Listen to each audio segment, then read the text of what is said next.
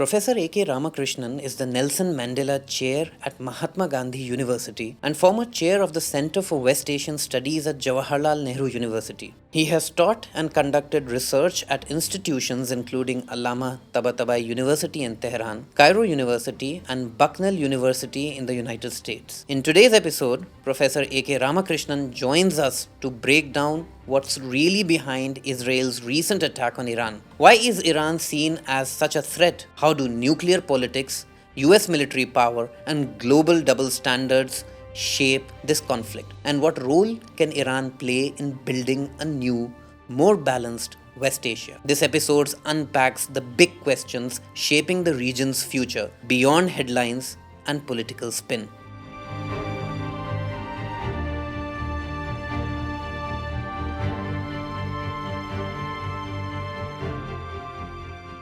Professor Ramakrishnan, you have a very important career in West Asian studies, and you've often argued as one of the founders of West Asian studies in the Indian context, who has developed and established this field. Usually, people used to talk about this from the Middle Eastern perspective, from a Eurocentric or a Western-centric or an American-centric view, looking at Middle East from that perspective. But after the decolonization or the end of colonization and of imperial rule, so-called, in terms of its explicit ending, people from different nations from global south started seeing history from their own perspective.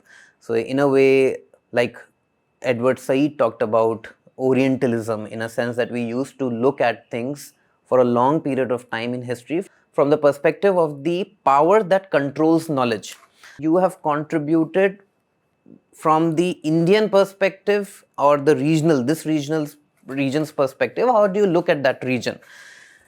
So recently, this Iran-Israel conflict took really, sharp and high stakes from the perspective of military conflict, and it was an ongoing struggle as a continuation of Israel's genocide on Gaza, ethnic cleansing campaign on Gaza and West Bank.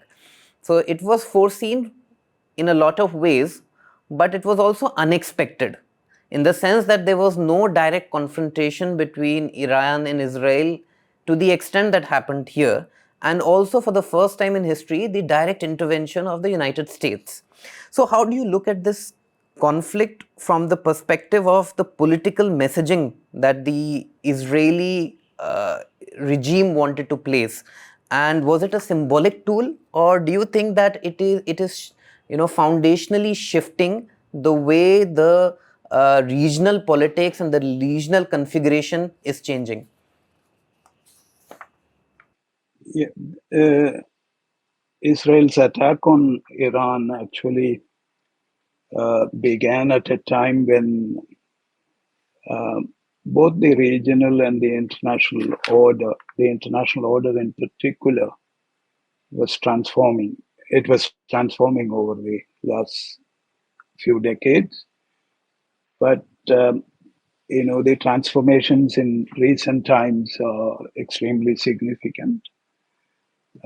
Regionally, Israel's continuing occupation of the Palestinian territories, its genocide in Gaza, the global kind of protests that have happened, a slight but significant shift in European ways of understanding the Palestine conflict. You have seen complete support for Israel's genocide from European governments, but through people's pressure, etc., there was a slight change that was visible. And Netanyahu's own internal, politics. The United States,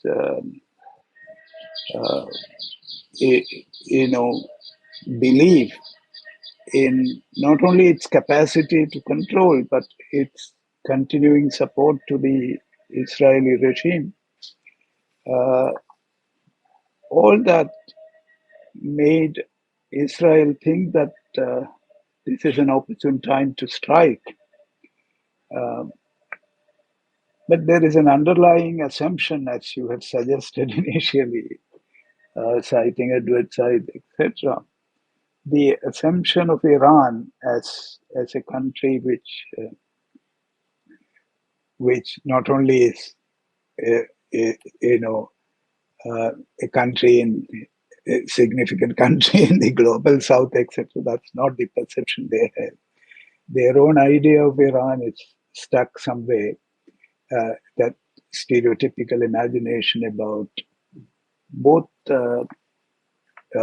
Islam and of Iran in particular. That imagination got a terrible, shake up with what happened as a consequence of Israeli attack on Iran. I myself was a student of West Asian studies, what was then called Middle Eastern studies, in the early 1980s. I started in 1980. So that period is very significant. Two important developments. One was the Iranian Revolution in 1979. The other was in 1978, Edward Said publishing his book Orientalism. So both had obviously some influence on me as a student in the early 80s. So I've seen and I've studied for my PhD, etc., on American perceptions of Iran itself. So that was my work. And how the very area studies, what they call as Middle Eastern studies, and the whole journalistic enterprises and academic enterprises, how they've denied selfhood for the people whom they are talking about.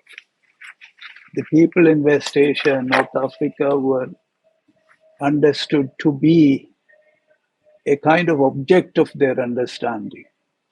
The subjectivity of the people that they are looking at studying or making policies upon, they were not considered to be people with their own self-determination and subjectivity.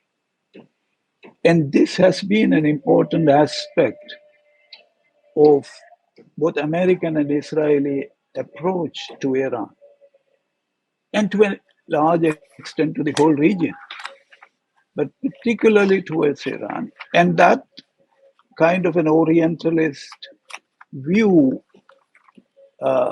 was reinforced rather than corrected with the Iranian Revolution of 1979.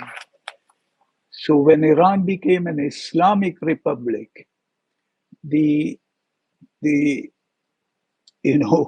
old specters of Orientalist thinking have re-emerged with such a ferocious kind of dimension, so that you have the imagination about Iran as a rogue state, as barbaric, typical Oriental equation, and as a country which is a threat to everyone in the region, and a kind of medieval theocracy. Iran was imagined to be that. So all these contributed to, and still contributing to, the perception about the region and the perception about Iran in particular. There was an imagination that Iran can be easily won over militarily. But that kind of an imagination, a combination of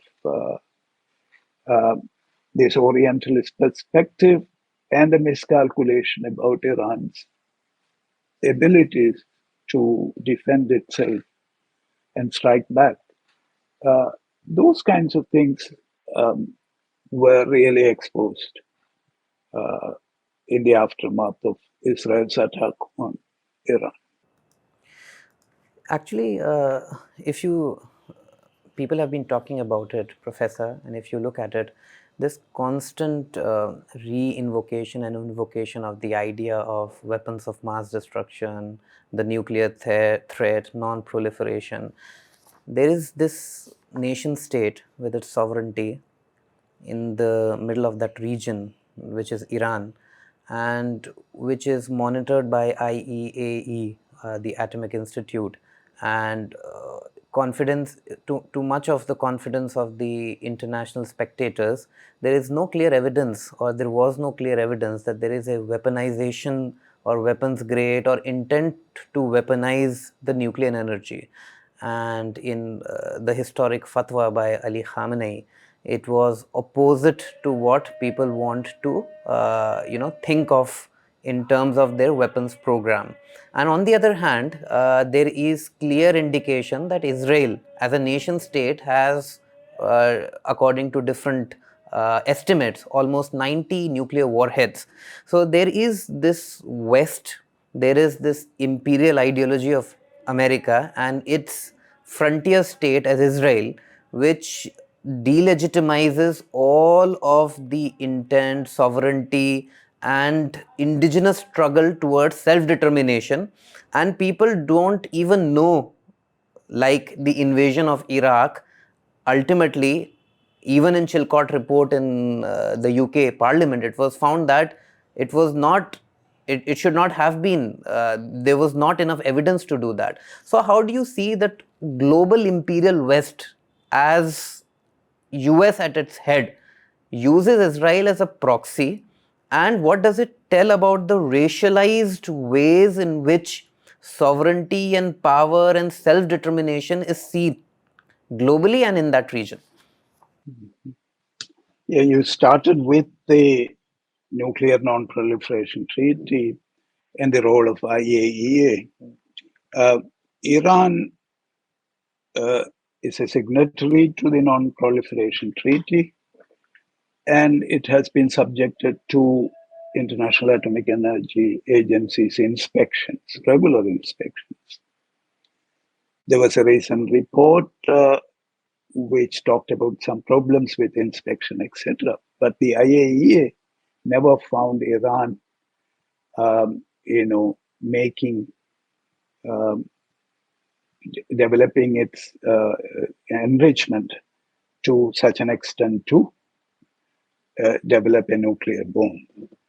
The IAEA never said that Iran has a nuclear bomb. And so Iran was under the inspection regime of the IAEA due to its participation in the NPT. Israel, on the other hand, is not a signatory to the Nuclear Non-Proliferation Treaty. We all know, the world knows that it has, as you have suggested, several nuclear head. It has nuclear bombs, we all know.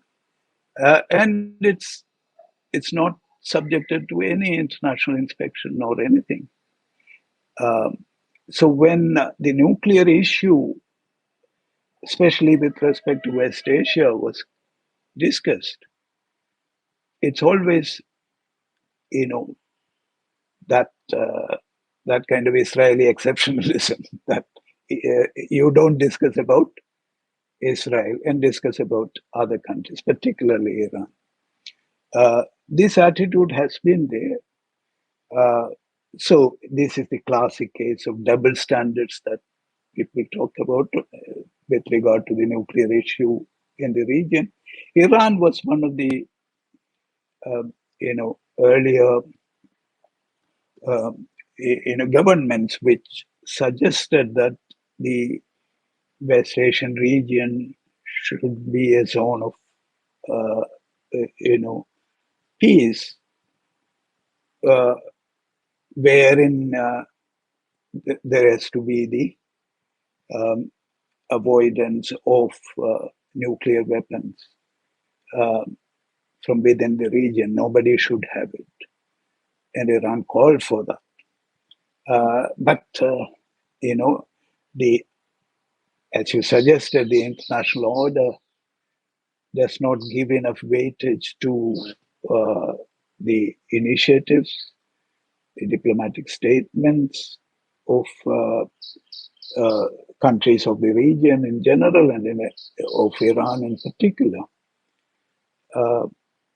So in the NPT itself, it was opposed by many countries because of its verification regime, inspections, etc. on the signatories of the treaty, and many countries are outside of it. So then, some argument was about nuclear apartheid and things of that sort. But overall, that is the power equation with respect to the nuclear discussions.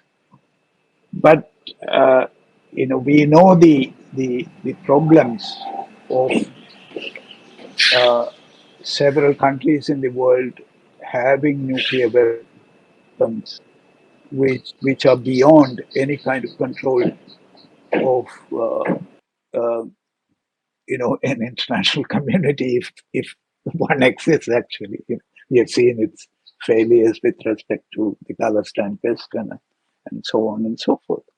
But beyond anybody's reach, some of these countries have acquired abilities to have nuclear weapons. They have stockpiles, actually.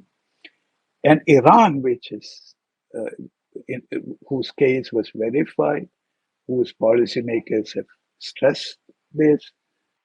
Ayatollah Khomeini himself, as you mentioned, issued a fatwa against nuclear weapons being used, as it's an immoral thing to do. But all these, even though they are all before us, it is used as a ploy to corner Iran, to attack Iran. And this has been on the agenda for quite some time now.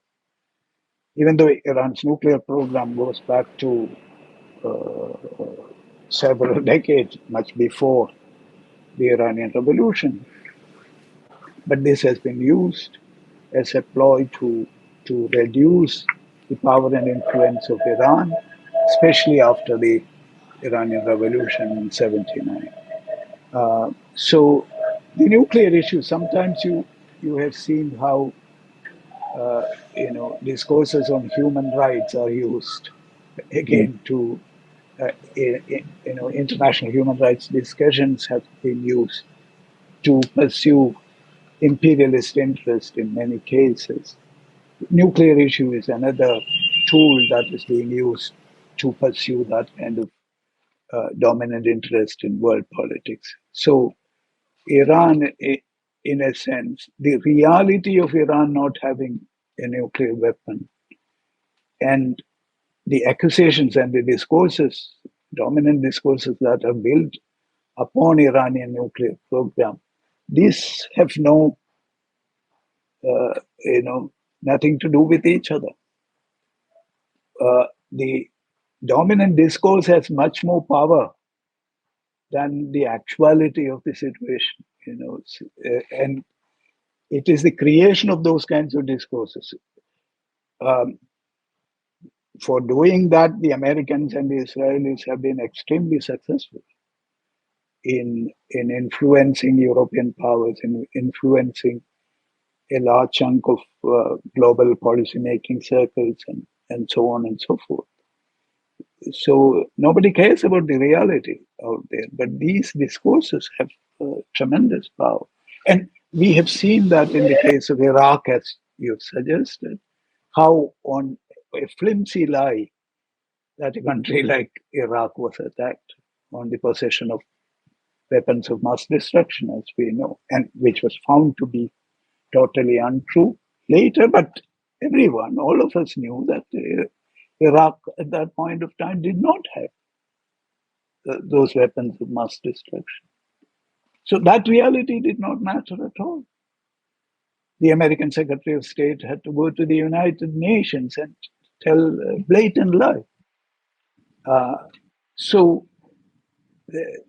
that discourse creates the situation which uh, countries like the United States, whatever policy they want to make in the region, uh, discourses are created along those lines rather than with reference to the reality of the situation on the ground in the region. So, do you think, sir, the overall, for a long time, people have been talking about the change in world order and the interesting changing dynamics in the world order.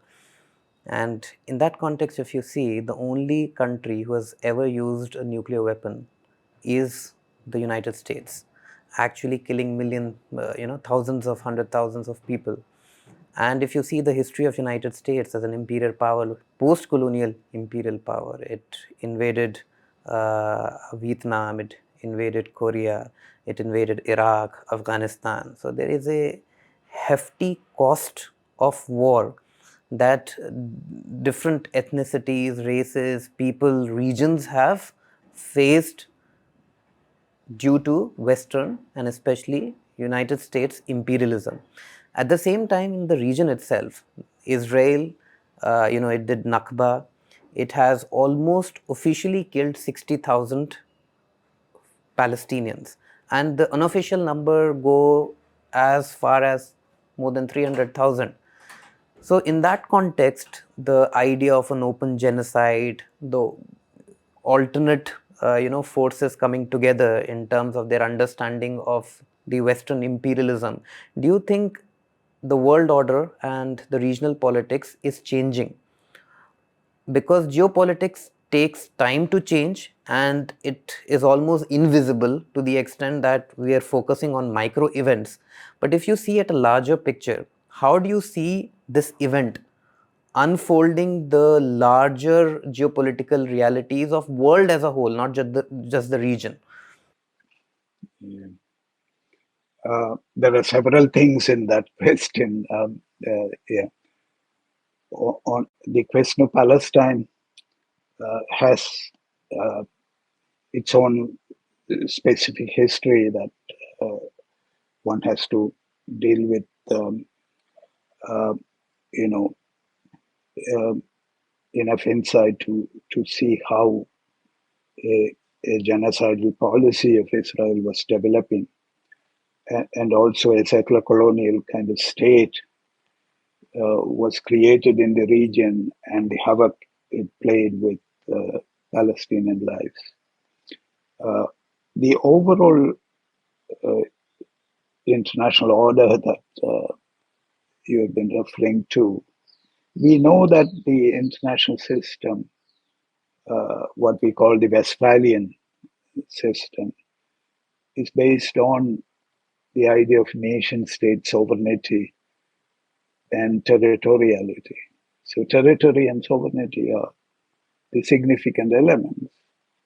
And countries in the international system recognize the sovereignty of one another.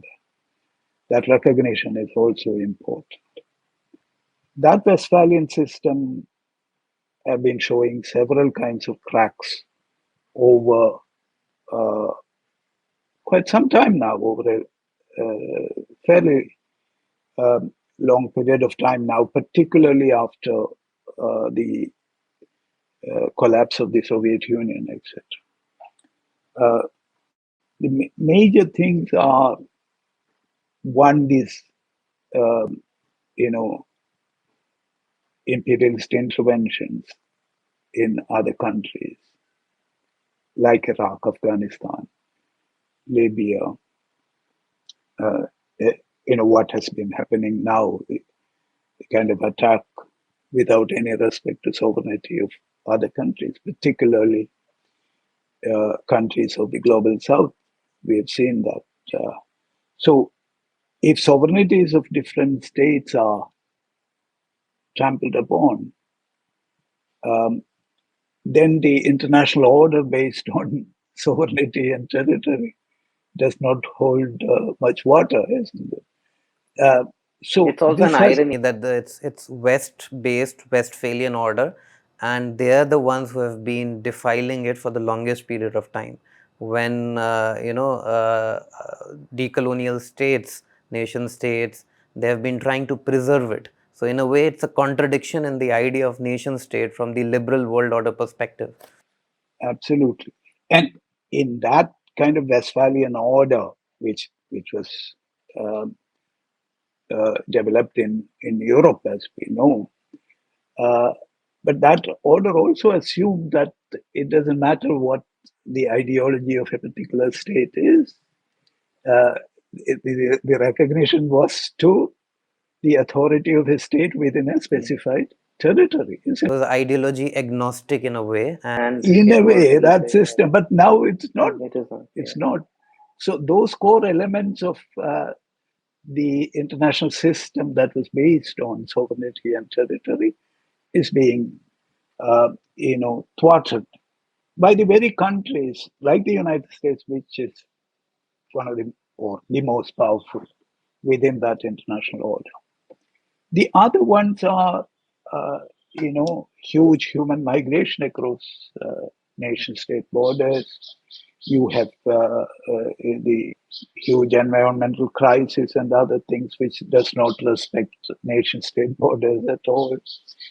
Uh, the market forces, big corporations do not, uh, you know, they do not mind about There's selective state homnosis, state so they borders. decide what goes out, what Yes, goes in. and So and newer technologies, the whole internet era in itself.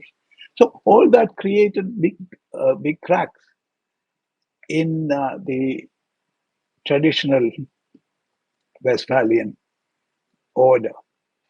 So this kind of preemptive strike, attack on other countries without any kind of consideration to the authority of that state on their own territory, etc.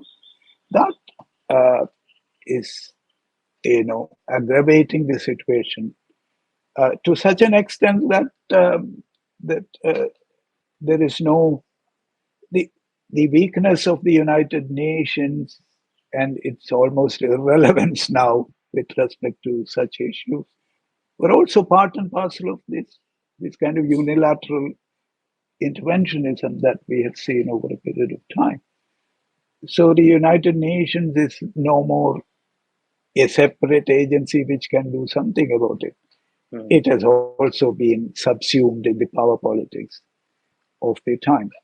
Uh, so this kind of a crisis of the Westphalian order is something that we have to keep in mind while talking about the developments, uh, the attack on Iran, American attacks on the nuclear sites in Iran, and earlier American interventions within the region, and Israel's own uh, defiance not to recognize the national self-determination of the Palestinian people.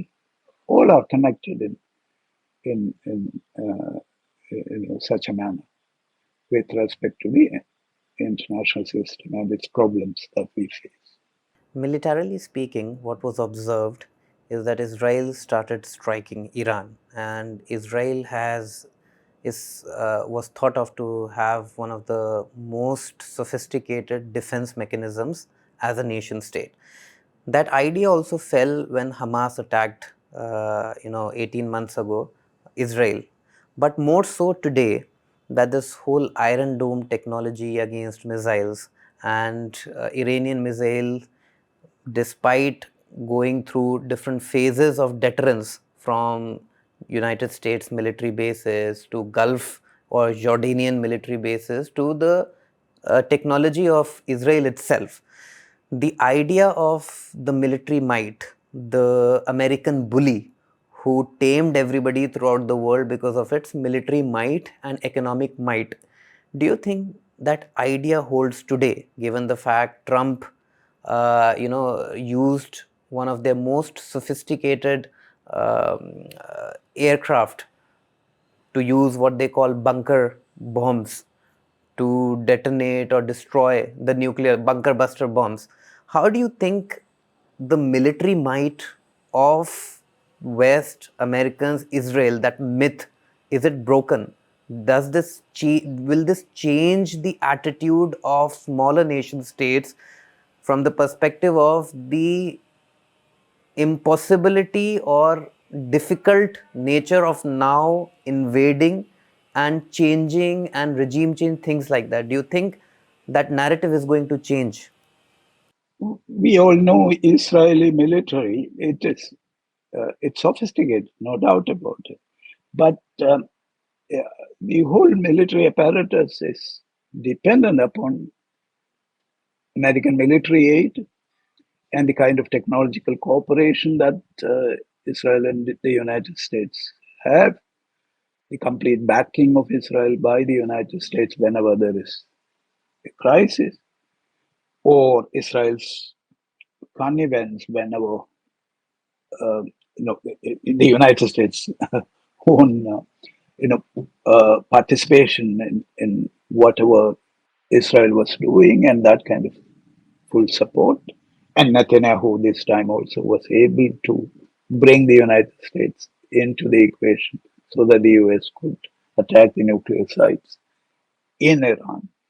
So that relationship, the US Israeli relationship, is something that determines the strength of Israeli military. On its own, we have seen it cracking this time, isn't it? With the attack on Iran and Iran's uh, own, attacks back, and that actually had shocking effects on the Israeli military establishment and to some extent the people of the region also, because they thought that Israel has this kind of advantage, which was proven in the 1967 war. We know with the neighboring Arab states, isn't it? In 6 days, Israel could capture the Sinai Peninsula, the Golan Heights, East Jerusalem, West Bank, and Gaza, and all. Uh, so there was a kind of invincibility for the Israeli military establishment uh, from 67 onwards. Even though that was shaken a little bit in 1973 when Anwar al-Sadat initiated, attacks on Israel, the 73 war, etc. But after 67, that kind of unchallenged military superiority of Israel, that is shaken to the core for the first time now after Iran uh, retaliating the attacks by Israel over its territory. Uh, and this is precisely where, not only that Orientalist view is there in the imaginations about Iran, but it's also there in the very calculations of the military might of Iran as well, isn't it? So that they do not expect that kind of a retaliation. So because that was not expected, that was a shock. Uh, Again, that perception has nothing to do with the reality. Iran has developed its own military might. It has we know scientists and engineers and you know a large scientific community, as we know, and that Iran's own ability, the reality of that has not been fully understood. Also, sir, if we look at, because we've been talking about nation states and Westphalian order and the role of West and the United States and their proxies in different regions.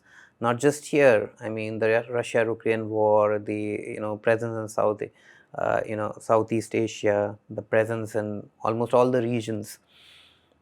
One question that emerges to my mind in the context of Israel and Iran, that Israel and Iran have two different nationalistic genealogies, or why and the reason that they exist.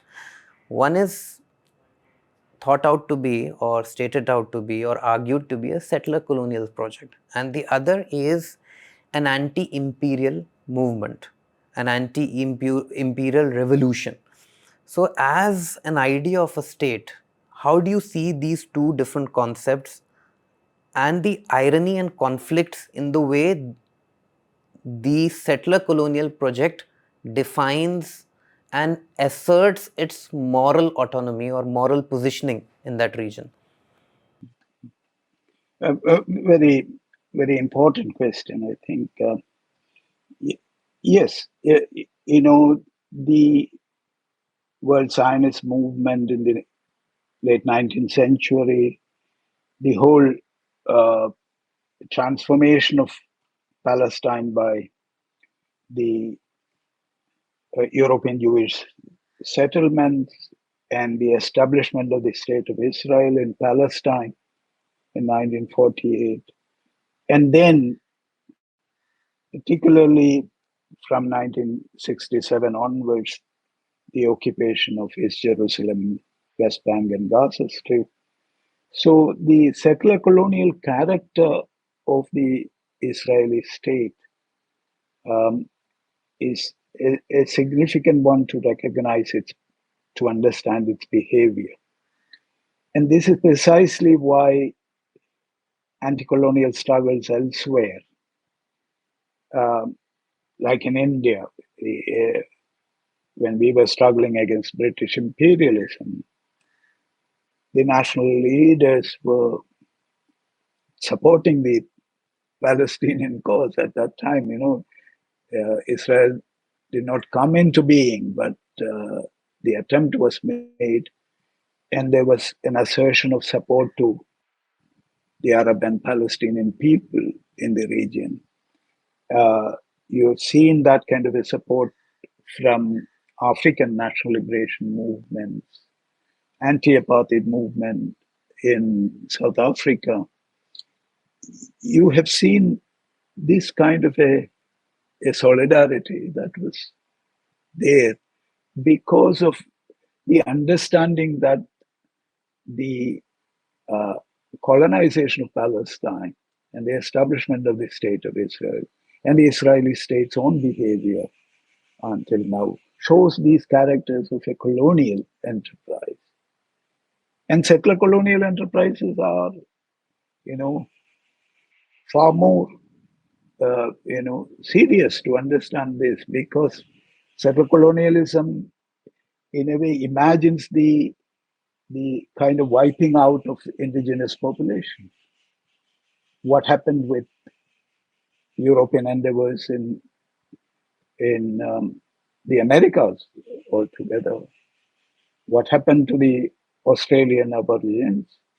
What happened to people like this? Everywhere. Settler colonialism creates situations of almost extermination of indigenous people. So the attempted Palestinians are something similar, but the Palestinians refuse to be exterminated. It, and that's the problem that Israel finds in itself. Even though you do the kind of things that they are doing in Gaza now, but uh, the resistance doesn't end. So that colonial character is extremely significant.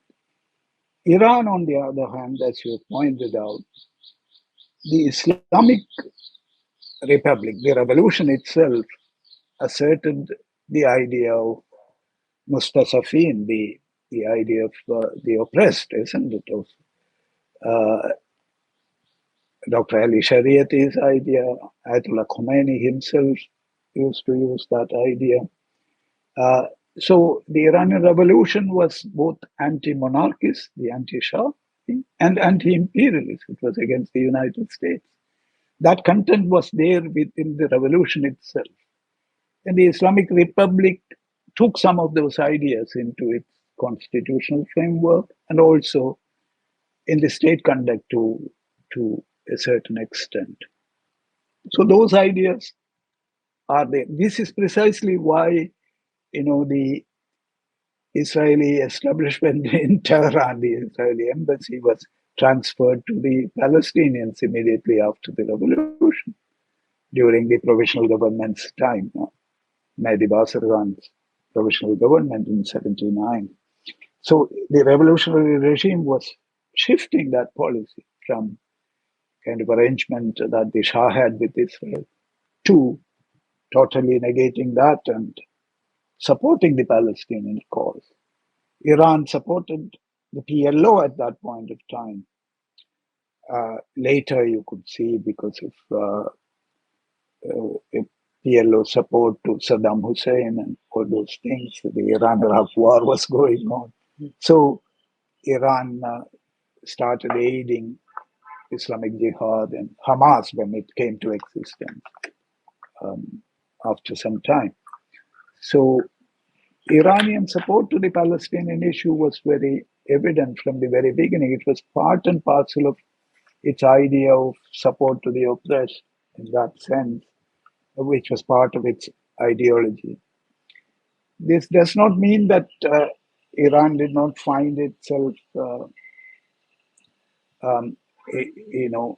unable to do what it wants to do, and its own internal kind of transformations, uh, internal politics, etc. Uh, it had influence on how it could support other movements across the world and so on. That was limited.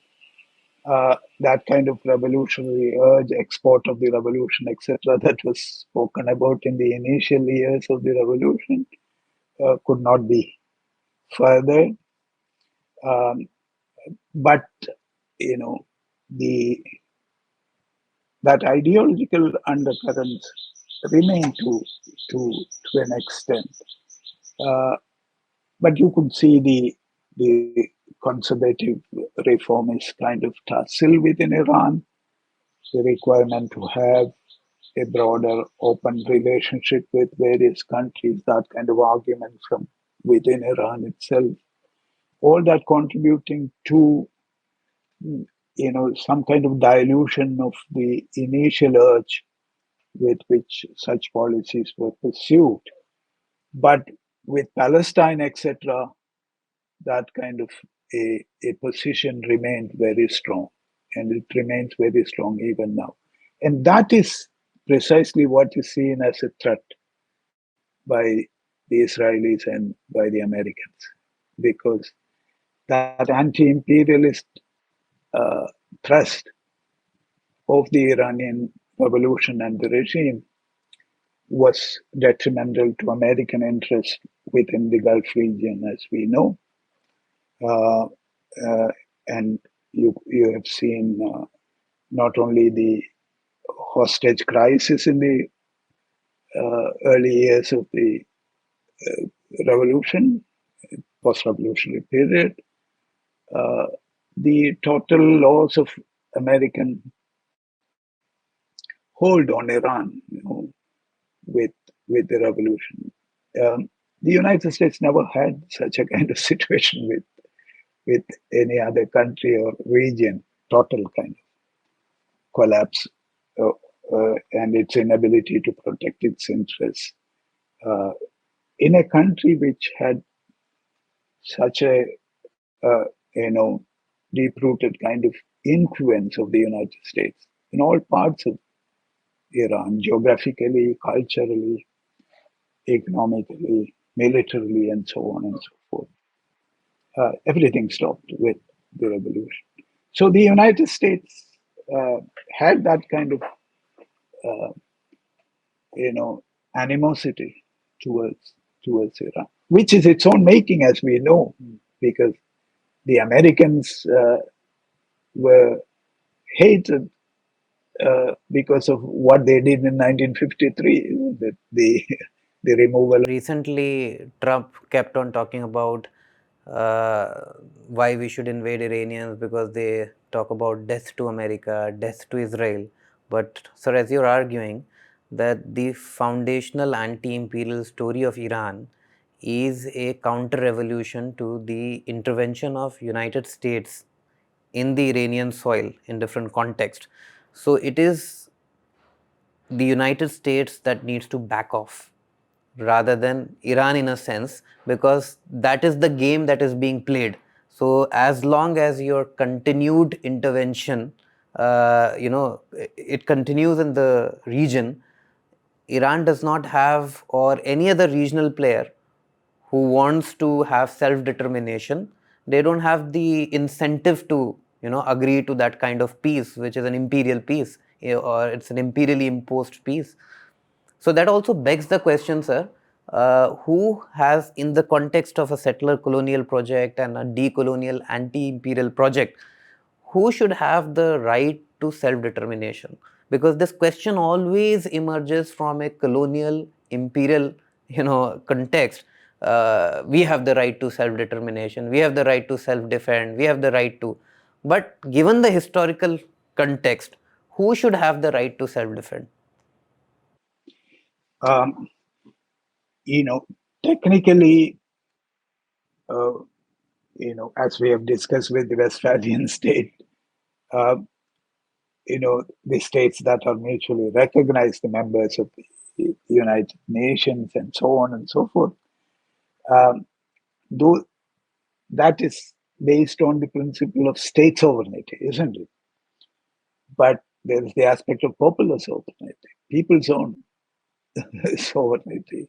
This is where the international system and people's own quest for sovereignty over their affairs that comes into conflict. And it comes into conflict within nation states because that kind of national power suppresses those quests by different sections of the people for their own self-determination. So it is both international and domestic in the Westphalian order as such. Um, so what happens is the self-assertion, that self-determination. Uh, the self-assertion is obviously part and parcel of coming out of any colonial dominant kind of powers over you, isn't it? Not only politically, but culturally, intellectually, and so on and so forth. So self-determination as an important element, like not only the political imagination of forming a political community uh, of of people uh, which can work together. It is also about human bodily kind of sovereignty that our own bodies cannot be, uh, you know, attacked by others, or that kind of intervention into our existence, our own lives cannot be, allowed. So that self-determination of oneself, asserting one's life, that can be in a community which asserts its own identity as such, or the assertion of uh, a larger kind of cosmopolitan outlook about the world, uh, where you have sharing of those kinds of political and cultural visions across several geographical territories, etc. So the challenges to the idea of popular sovereignty and self-determination, etc., comes up with not only the imperialist kind of traditional colonial and now imperialist kind of um, uh, hold and interventions and control, but market forces, big corporations, determining the ways of lives of people, uh, the kind of media intervention, so that our own selfhood is not, uh, you know, cannot be understood in any substantial form. One's own truth is not explicitly understood because we are in that kind of ideological framework of the media narratives about ourselves, and so on and so forth. So uh, self-determination then becomes very complex issue. National self-determination as defined by the international system itself, which is not a an equal system or it's a totally unequal system, but that national sovereignty is what Iran is trying to defend. And from its own tradition after the removal of the elected government of Dr. Mossadegh in 1953, what they learned that Iran has to stand on its own, otherwise, they have to be very wary of these interventions. Iranians were never fully formally colonized, unlike many of the other countries in the region, even though the Russians and the British and others had occupied their lands and had tremendous influence on their politics. And the Americans had tremendous influence after 53, as we know. So, in spite of all that, they kept their nation free of formal colonialism, etc. And therefore, there is a tendency within Iran to keep that national sovereignty intact, which was actually in a fragile situation during the Second World War and immediately after that. So that is in their mind. It is not only related to one or two events here and there, but it's part and parcel of defining Iranian national identity and Iranian political system as such. So protection of Iranian sovereignty as a nation state is significant for them. Uh, uh, Even though all the threats to that kind of sovereignty that we have discussed earlier comes. Also, sir, we see Iran in certain sense as a decolonial project. And one of these questions which has always troubled me is the idea of decoloniality itself. Whose decoloniality? Every region, within that region, there are subpopulations, different people, different ideological groups are aiming towards different indigenous ways of thinking and articulating in terms of a paradigm. And so, in that sense, Iran is a theocratic state. It's a liberation theology wedded with political Islam, in a sense. And you've worked on this issue of political Islam. So, this idea of Islam versus West, a liberation theology rooted in one of the frameworks or paradigms within the Islamic movement, Shia, 12er Shias to be particular. So how do you see this as a decolonial project of a theocratic state with its own contradictions from the perspective of different players working in the region, but still an indigenous way of conceptualizing, conceiving the state? And how does that conceptualization, that stabilization of nation state with an ideological framework that the West sees as completely counter, paradigmatic to its own ways, how does that unsettle the Western imperial project? One major aspect of the kind of colonial discourse about countries like Iran, as we have discussed earlier, is a kind of developing a monolithic view about it. Any active human society will have diverse perspectives, isn't it? It will have a contestation of ideas within it. Even not only contestation, conflict of ideological perspectives and many other things. This has to be expected of any modern political entity as such, and Iran is no exception to that. the Islamic Republic itself, the nature of it, the dominance of the religious leaders within the political system. These things are, uh, understood and even critiqued from within over a period of time. When Ayatollah Khomeini himself was, developing and sticking on to the idea of Vilayat-e-Faqih, there were other Ayatollahs who were challenging that notion. The religious establishment itself was not a monolithic kind of thing.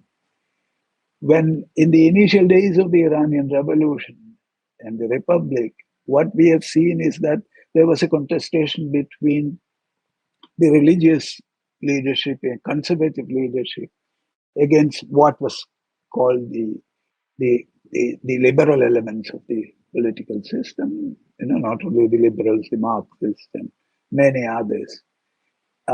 So they were from the lay people, not from the religious section. So you had Mahdi Basargan becoming the prime minister of the provisional government. When the Islamic Republic conducted the election, Abu Hassan Bani Sadr, a liberal economist, was elected as president, and so on and so forth.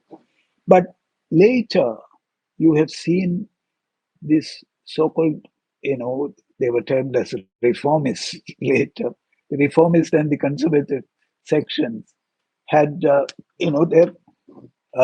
their ideological struggle was within the religious order itself. And that continued in Iran. It continues even now. You have a president from the reformist side. Pesheshkian is not, uh, uh, part of the conservative side of Iranian politics. So the very Iranian regime is a conglomeration of various kinds of tendencies in itself, and no country it can be monolith in that sense, and Iran is not. We have seen women's struggles in Iran for greater rights. We have seen, the working people's struggles on the Iranian streets, um, uh, anti-regime struggles. Sometimes these are issues that the Iranian people wanted to take up with their own state.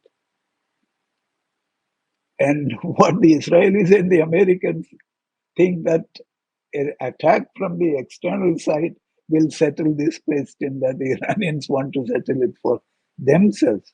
That is their own internal matter. When an external attack comes, those differences are not the core things that come up with the Iranian people.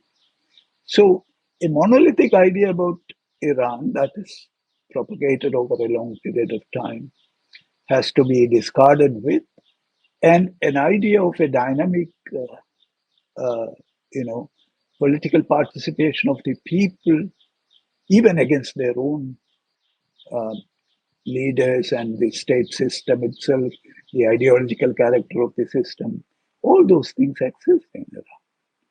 And great cultural movements and other things.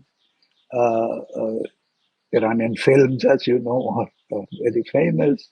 They have all kinds of things.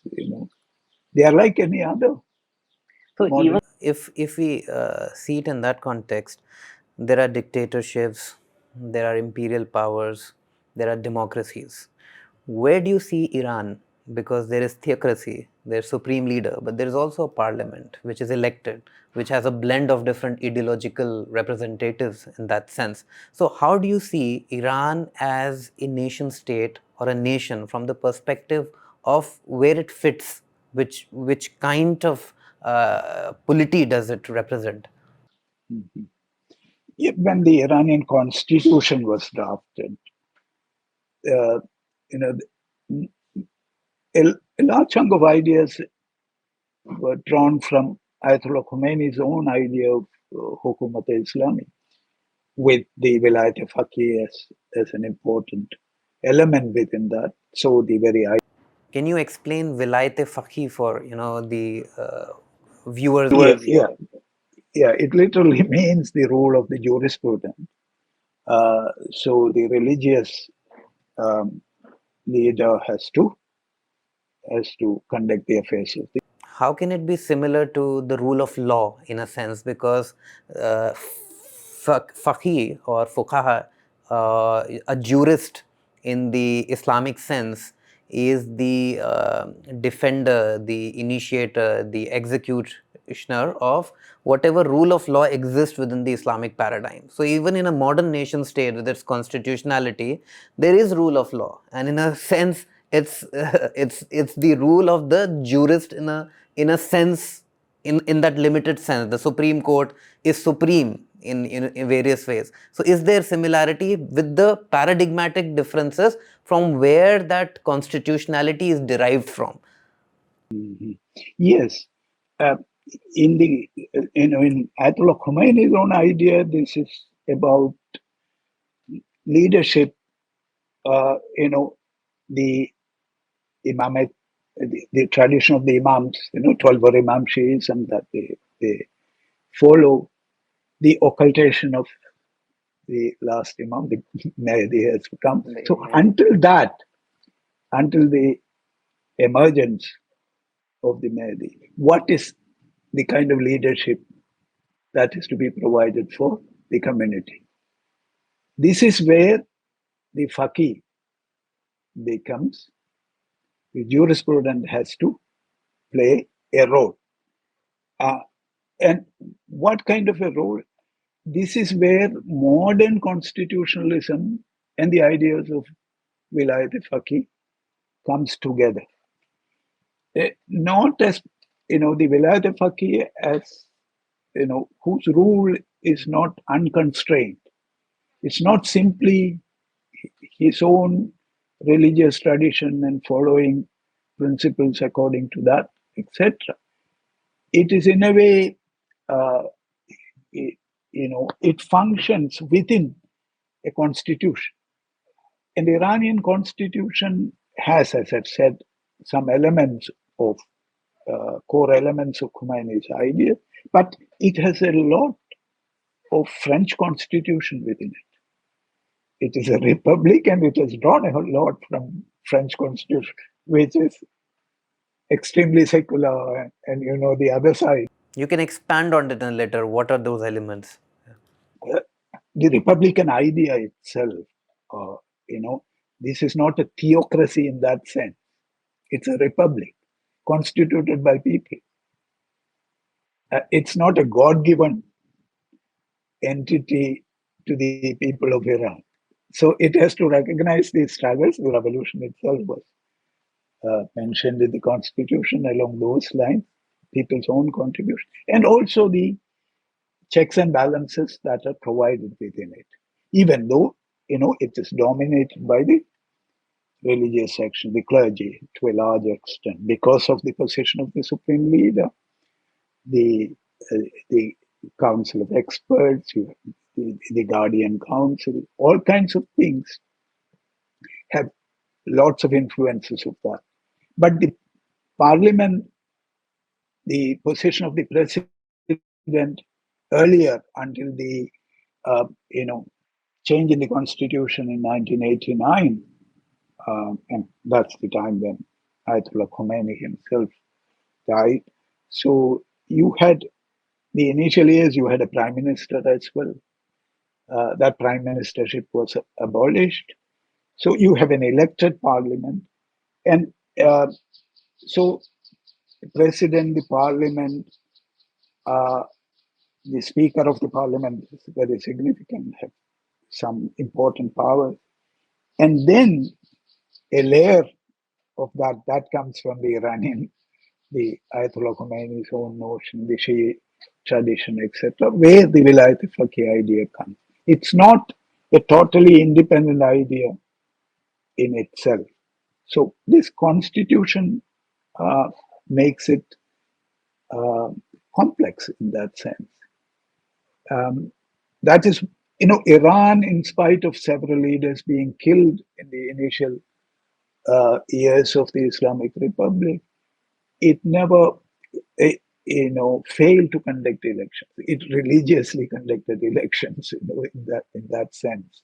It, uh, but that doesn't mean that a clergy does not have power. They have significant power. The supreme leader, even though the supreme leader now doesn't have all the powers that Ayatollah Khomeini himself had earlier, that was reduced. It was distributed to the president and to the speaker. The prime ministership was abolished. So powers have been reoriented in the change in the constitution in 89.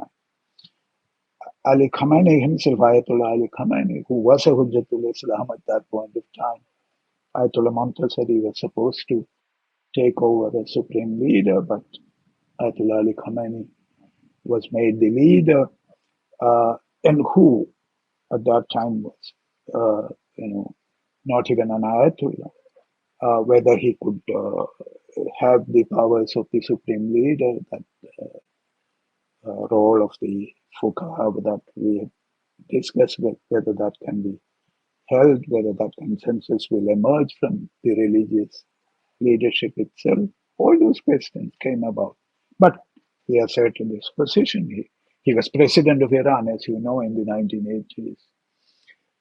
So all these kinds of political transformations in Iran shows the very complex nature of that politics. That is why it is not a simple kind of theocracy of the kind that you have in uh, or had in other places. So it also begs the question that nation states do not exist in exclusion. That's what we've been discussing. So after the revolution, Iran came into existence, and also came into existence its struggles. Initially, as you argued, there was the idea of export of revolution, and in a sense, a lot of Muslim states in that region, they were elated by this idea of Islamic democracy. But then the monarchies, Some of them were afraid of that idea as yes, well. as The well, Gulf monarchies yes, had to organize together. The GCC yes, was formed in that context as well, in that context, in yes, response to that. Yes. yes. So in that sense, the whole geopolitics of that region changed by that revolution and the formation of Iran, and also changed the idea of who constitutes resistance, what constitutes resistance, what constitutes violence, in a sense that there the idea of jihad, the idea of violence, the idea of who could respond to occupation, that also fundamentally changed because of the existence of that state, and led to Iran supporting Hezbollah and Houthis and creating an axis of resistance, which others, the West and the Israel, called out to be the axis of evil. How do you think, the West or Israel or Europe creates the idea of violence and created the idea of violence in that region, and how did Iran and its allies responded to it in that effort, changing the idea of resistance for that region and the idea of even responding and how to respond to occupation? Mm. Yeah. The um, you know some of the elements of what you have mentioned as the axis of resistance. Much of the literature on the Hezbollah or on the Houthis, on the uh, you know various elements of this uh, so-called axis of resistance are called proxies, isn't it? In the main major literature that we read about the region or in international politics in general. One of the problems with that kind of an analysis of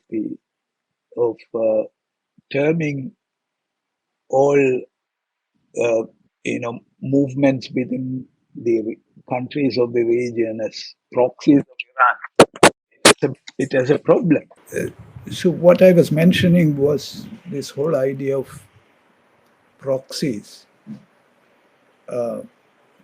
When we think about the uh, you know the movements in Lebanon, for example, in southern Lebanon in particular, there were uh, Shia organizations earlier, the Amal militia, for example, much before the Iranian Revolution. The Hezbollahs are formed by taking inspirations from the Iranian Revolution itself, but they have their own histories as well. Any political movement in the region is is not to be understood as simply a proxy of another country. They have their own identities, their own internal politics to deal with, their own ideological preferences, and so on. This is true with the Houthis in Yemen. Yemen, until 1970, we know it was two countries, North and South Yemen. South Yemen was, you know, controlled by the Marxists, actually. Yemen also had tremendous history of people's movements, political struggles, and so on and so forth. So the Houthis also emerged not only, uh, you know, uh, as a religious organization, but it also has the previous kind of political developments and political roots for its emergence. So when the Western analysis in general of the region talks about proxies of Iran in particular, what they refuse to understand or they refuse to do is to recognize the self-determination of the people of Yemen, for example, of Lebanon, of Syria, and of Iraq and elsewhere. So their own political struggles are important. At the same time, they maintain extremely good relationship with the Islamic Republic of Iran. They are allies in many of the things they do. And the Hamas, which is not a Shia organization, has been a close friend of the Islamic Republic. So, but nobody So could say like that. so like modern nations have alliances and allegiances between different groups, even though certain group may not be in a power in certain region, but still a group in power in some region may have good relations with a certain group which may not be in power in certain region and may be a group actor. So it is not something very out of ordinary to see what you're arguing. Yes. So, but that primary factor is not considered as significant. This is also part of refusing to recognize the selfhood of people and people's movements within the region. That's also very important. But Iran tried actually to to have its own ideology to be you know expanded within the region to to various countries within the region. It tried to form political alliances of that kind, especially in its resistance to Israeli policies and also American policies within the region. That has happened, but you know, ultimately thinking about what Hamas will do, for example, they have the Palestinian question as the primary question in their mind. So they may act according to that. And this is true with other organizations in the region. So their own political kind of awareness and associations have to be recognized in this whole discussion. That's what I was mentioning. Also, sir, after the World War II, there was a massive reconfiguration of power politics from broadly Eurocentrism to America as being at the center of the civilizational logic of knowledge, of power, of discourse. And so the colonial rule did not end. It reimagined itself as neoliberalism, new forms of capitalism, state sponsored capitalism, institutions like United Nations, which had Security Council with vetoes, all of that. And we are certainly well aware of that. But also these military bases throughout the world that the US institutionalized in the name of defense, in the name of peace, in the name of security. And in the region of Middle East, West Asia, whatever one may call it, for the people of the region, it is the center of the world. So it's neither West, it's neither East in that sense. For them, they have almost 30 US bases there, which has contributed to this idea of regime change, that this idea of intervention, this idea of military intervention, Iraq, Afghanistan, as we've mentioned, but also CIA in Iran during the Shahs.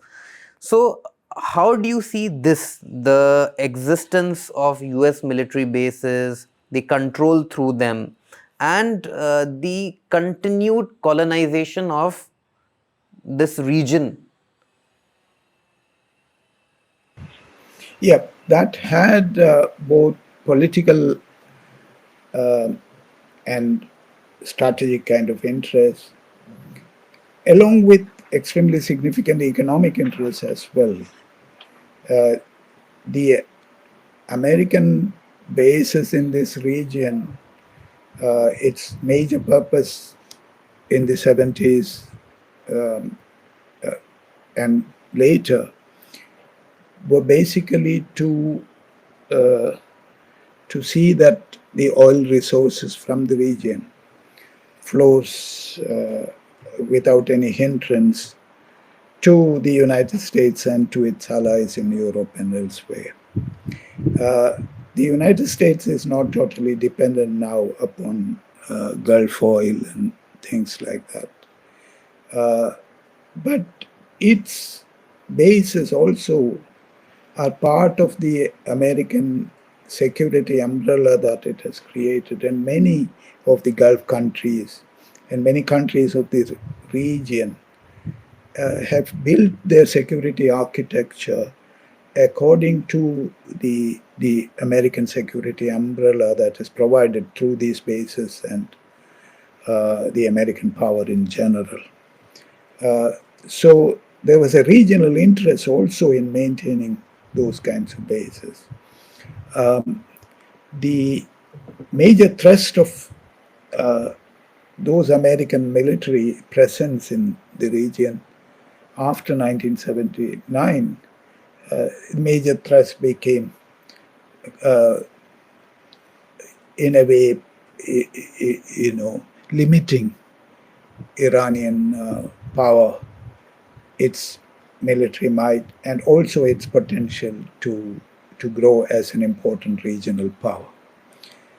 The Israeli attack on Iran, the American attack on Iranian nuclear sites, etc., show that they want to diminish Iranian power to the extent possible, so that Iran cannot exert itself as a major regional power. And American bases were, in a way, an extremely significant instrument in that that restricting of Iran's power within the region. it was also part of the American-Israeli alliance. And Israel's major aim again was to to make Iran as weak as possible. Regime change and other things that they always talk about is part and parcel of that. But reducing the military might of Iran is an extremely important part of that, not only of reducing or eliminating Iran's nuclear capabilities. So the American presence in the region assists Israel and supports Israeli ambitions within the region. It also provides security umbrella for several Gulf countries, and it resists Iran's own regional assertion. So this is part of, in that sense, the earlier imperialist overreach, which was well established as a security system within the region. And even now we are seeing the implications of that for countries like Iran because of the kind of attacks that could be that could be undertaken on Iran now. The post World War II kind of international system had, not only World War II, after World War I, when the Ottoman Empire collapsed, we have seen how victors of the war, Britain and France, dividing this region, creating artificial borders, creating conditions of developing nations which or creating nations which are pro-British or pro-French in that sense. The mandatory system of the League of Nations, a colonial kind of idea that the people of this region have to be ruled by what they call as civilized nations, France and Britain, in the aftermath of the First World War. So they have to rule these people until, this is what the League of Nations mandate talks about, until these people, develop the idea to rule themselves. That kind of extremely colonial kind of thing. So post-World War II system, which is dominated by the Americans, also had this kind of idea of, this region being incapable of developing their own strong political and military and economic systems. The Americans could control events in the region, and they have done that, interventions in Iraq, Libya, and so on and so forth that we have seen.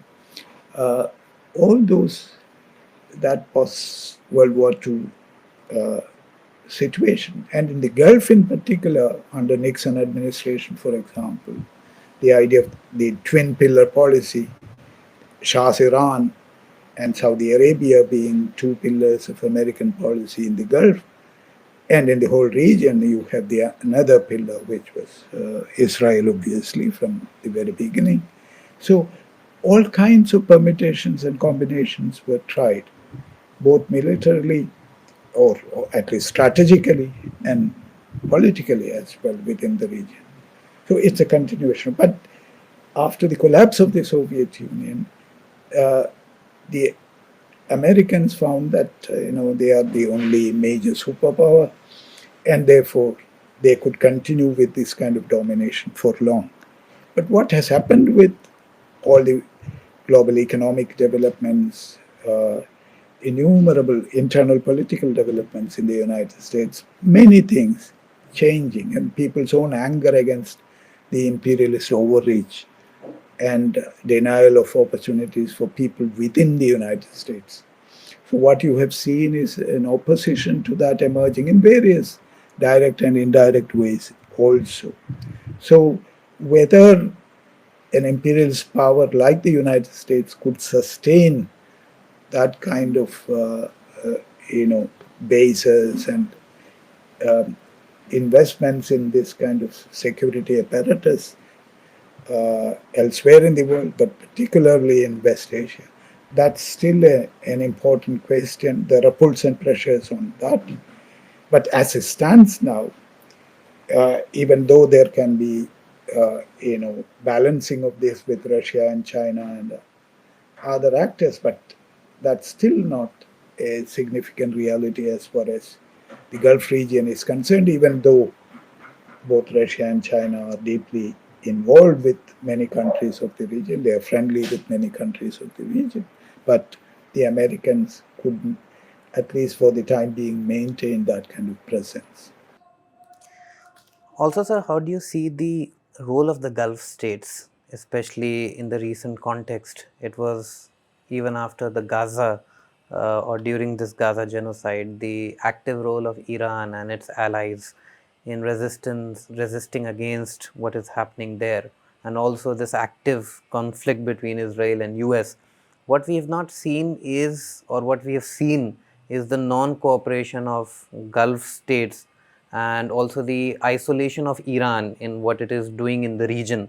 So, how do you see the role of Gulf states and whether this present conflict and what it led to, and the visible limitation of the military complex of US and Israel in that region, would it lead to that change? So, how do you see the role of Gulf states and whether it might change in the future? Some of these Gulf states, as you know, the so-called Abraham Accords that they've signed with Israel, many of them were trying to create that kind of an axis wherein Iran was imagined to be on the other side, on the oppositional side of that. Um, as I've told you earlier, it was after the Iranian Revolution that the Gulf monarchies thought that because the Iranian Revolution was against monarchy and against imperialism, that anti-monarchist thrust was an important challenge as far as Gulf monarchies were concerned. So that is why, even though the Gulf Cooperation Council was termed initially as an economic kind of idea, but there was that Iranian factor behind the formation of that. And the Gulf Arab states and Iran, that tussle on a variety of matters continued. Many elements of that continues even now. But there were attempts from both sides, from Iranian and Arab Gulf state sides, particularly between Iran and Saudi Arabia. We have seen the signing of a major agreement under China's mediation, and that was very significant. The embassies which were closed earlier in both countries, they were reopened now. Saudi Arabia and Iran are trying to maintain a good working relationship with each other. Iran and Qatar has a good relationship, as we know. So the Gulf monarchies are caught between the broader security architecture that I've talked about earlier, which is in a way provided by the United States, but their own regional interest of not going against Iran beyond a point, which may undermine their own security, and especially the possibility of Strait of Hormuz being affected. Iran can stop the passage of ships through the strait, and that will affect Gulf economies in a major manner. So, considering all that, they were trying to develop some important relationships with Iran, and Saudi Arabia especially was successful in doing that. At the same time, we have seen that they were also trying to befriend Israel, but we know that that chain of events of the Abraham Accords stopped, especially after the October 7 incidents, Hamas attack on Israel, and the consequent developments and the genocide that we are seeing.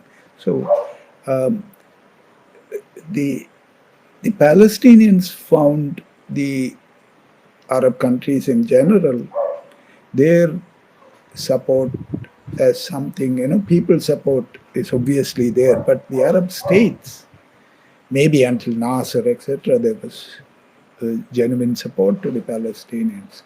But what you have seen is that the verbal support, there are sometimes financial support, etc., to the Palestinians. But the very assertion of the PLO under Yasser Arafat initially,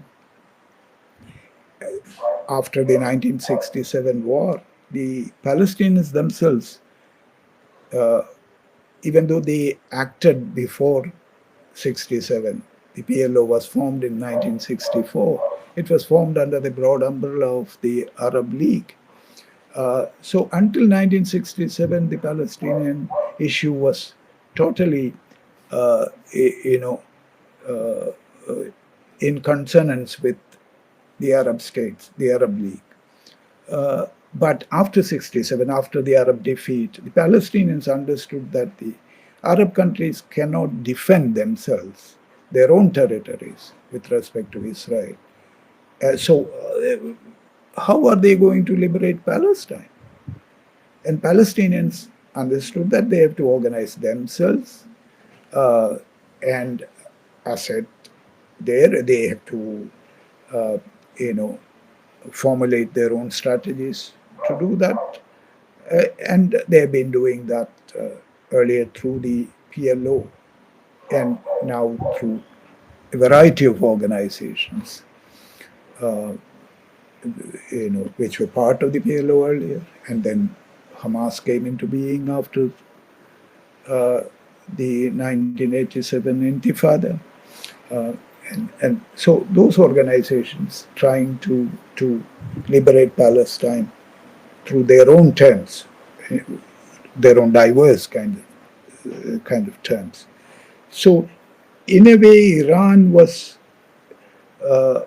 in a position to utilize this vacuum that was coming from the Arab leadership side, that there was no organic support to the Palestinian resistance to Israel. And Iran stepped in after the revolution, and we have seen that their support to Hamas, etc., continues.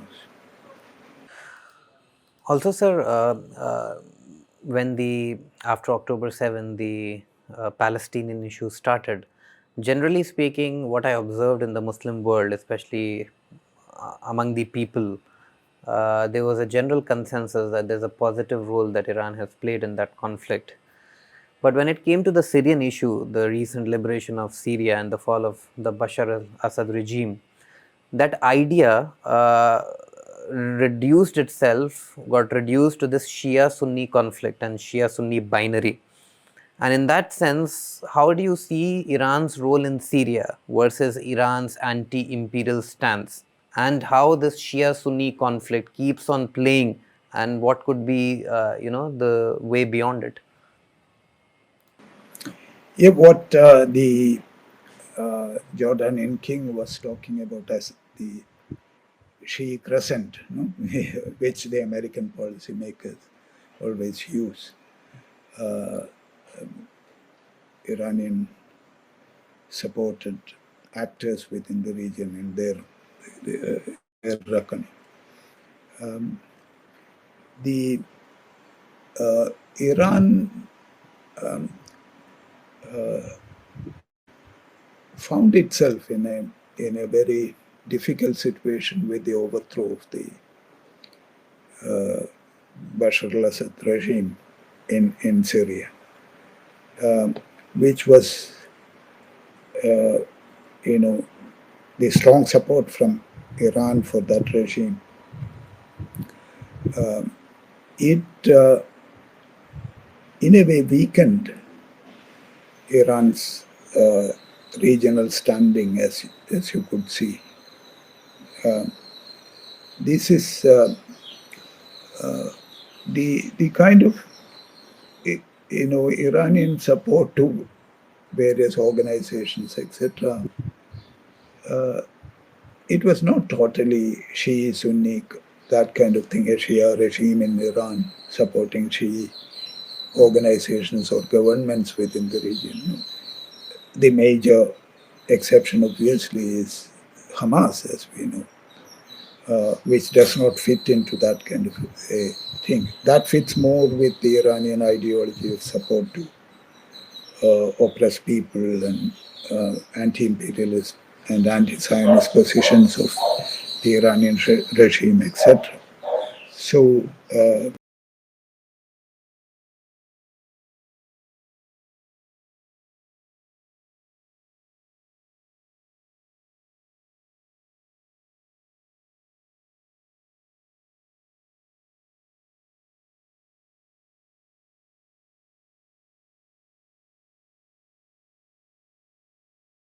Do you also see Iran's role in Syria in a sense that when we are talking about people's movement, so there's a people's movement in Syria, and in that context, how do you see Iran's role in Syria? Because of Iran's anti-imperial moral stance when it comes to other issues, and we're talking about people's movement and people, a group of Muslims see the Syrian struggle as a people's movement and the imperial role of Iran in supporting the Assad regime to its own benefits. So, how does this complicate the situation as the Arab states or Gulf states or others see Iran having larger ambitions beyond their own territories? Why? By being in a way going against their own anti-resistance ideology when it comes to the Syrian case. Iran was, in a way, seeing the Assad regime not only as an ally, but also a, a regime which can help Iran maintain its assistance to the Hezbollah and maintain its assistance to the Palestinian groups as well. But and Iran, in this case, you know, failed to understand the opposition within Syria to a large extent, the ability of that. Whether all the oppositional movements to the Bashar al-Assad regime, was fighting a war of their own. Some of them, as we know, were assisted by the Americans. Some were, trying to contact different kinds of actors within the region and so on and so forth. So, in that kind of a context, Iran was also facing this problem from Afghanistan. The Iran has it is one of the largest recipient of refugees from the region, especially from Afghanistan. So it has, and it was engaged in a war against various Islamic political groups within Afghanistan as well. So it was also finding a kind of connection between those kinds of groups and the opposition to the Bashar al-Assad regime that was there in Syria. So Iran was terming it as its own fight against terrorism.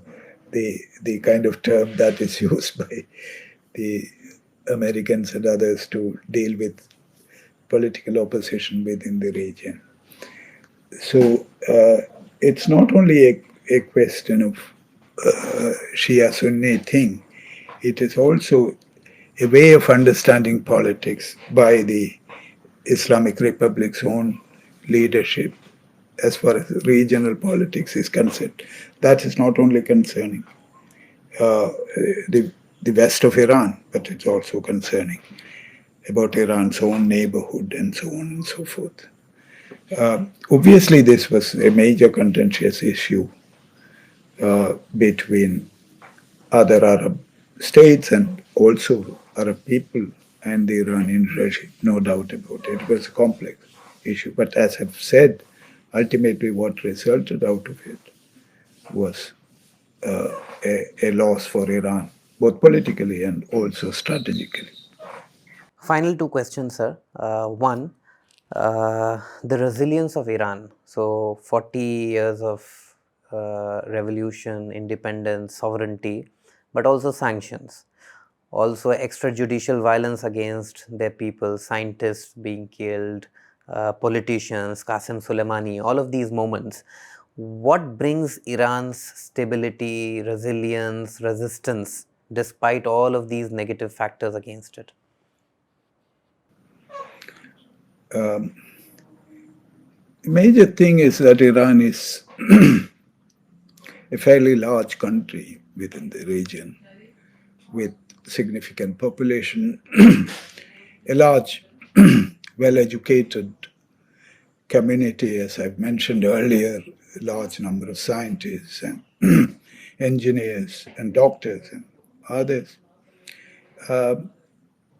In spite of the sanctions, a strong sanction regime starting from the initial days of the Islamic Republic itself, which was intensified in later years by the Americans and the Europeans and others, very strong sanctions against Iran.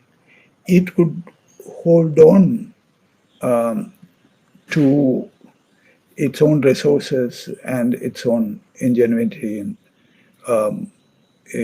scientific population, its engineering abilities, etc. And Iran tried to have what Ayatollah Ali Khamenei has been talking about as resistance economy. It could stand on its own legs to the extent possible. It sought assistance from countries like Russia, China, and so on and so forth. But the sanctions had and still has tremendous effects on Iranian economy. Iranian economy is suffering a huge lot because of the sanctions. It also propelled many people's own movements against the Iranian regime at different points of time as well. So the sanctions are an important aspect. Why Iran was ready to negotiate on the nuclear issue itself was to ultimately get out of these sanctions. Even though the Israelis and the Americans, they were not interested in that aspect. They were always talking about the removal of Iran's nuclear capability. Sanctions against Iran, illegal in most of the cases of the nitty-gritties of these sanctions, totally illegal sanctions. But that was not an issue in any consideration of Iranian position and its diplomatic initiatives and other things. This is precisely why Iran was trying to have good relationship with the Gulf neighbors, with Saudi Arabia, with Qatar, and so on and so forth. And, the kind of relationship it has with Russia, uh, much of its own economy has to be run through parallel means, as you know, because many countries, India is not importing oil in any considerable extent from Iran. Many countries are not doing that. They are succumbing to sanctions to an extent, and there are problems of payment to Iran because of the dollar regime does not allow that to be transferred to Iran. And other kinds of currency transactions also ended up in big problems. Iran is facing those sanctions to a large extent. Then this is a major issue that Iran wants to come out of. But the recent developments, the Israeli attack and the American attack on the nuclear sites, etc., doesn't help and in alleviating the problems in the economy. So, final question, sir. Overall, globally speaking, it has been argued that there is a multipolarity which is coming out. Russia, China, US, the disentanglement of the larger West becoming more fragmented. So it's a multipolar world.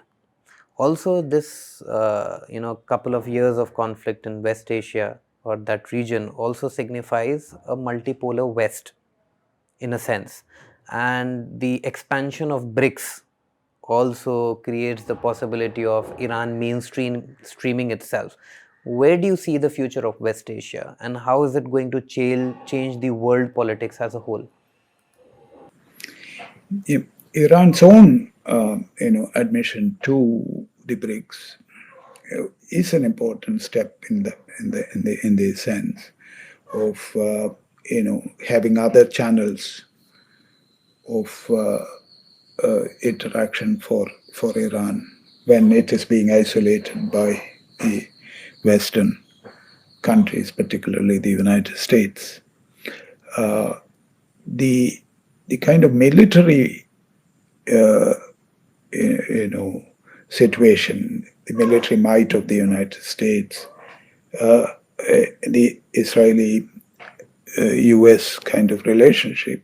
In this kind of an equation, we have not seen much of an intervention from other actors, whether it was Russia or China or other actors, in that in order to reduce the power of the United States in the region. So the kind of balancing that people think about when they think about a multipolar world, etc., that was not coming out, especially in this conflict as we have seen. In the economic sense, there may be some kind of tendency towards that.